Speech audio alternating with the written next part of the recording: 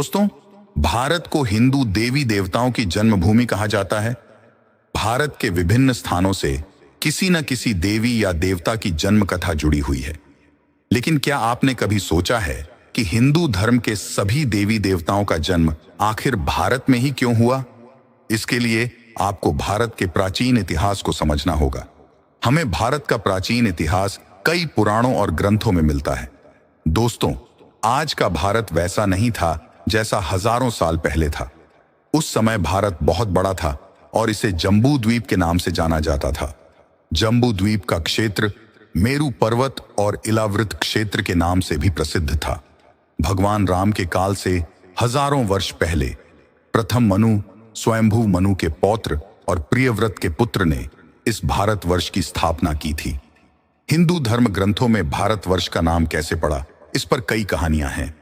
कुछ लोगों का मानना है कि भगवान राम के भाई भरत के नाम पर भारत का नाम पड़ा।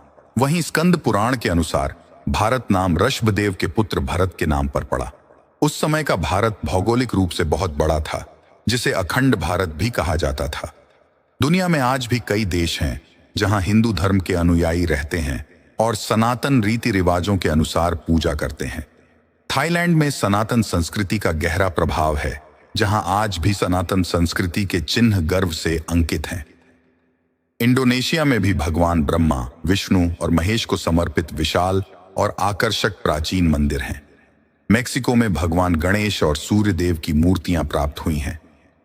विदेशों में हिंदू देवी देवताओं के मंदिर और मूर्तियां और वहां के लोगों का सनातन धर्म के रीति रिवाजों के साथ पूजा करना इस बात का प्रमाण है कि अखंड भारत का विस्तार बहुत दूर तक था।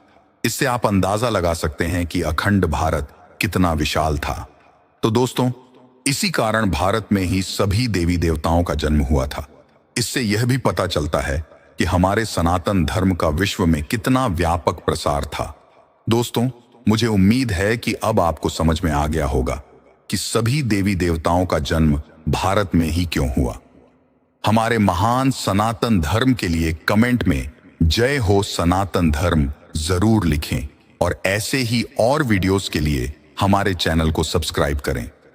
अगले वीडियो में फिर मिलेंगे। तब तक खुश रहें, स्वस्थ रहें और हमारे साथ जुड़े रहें।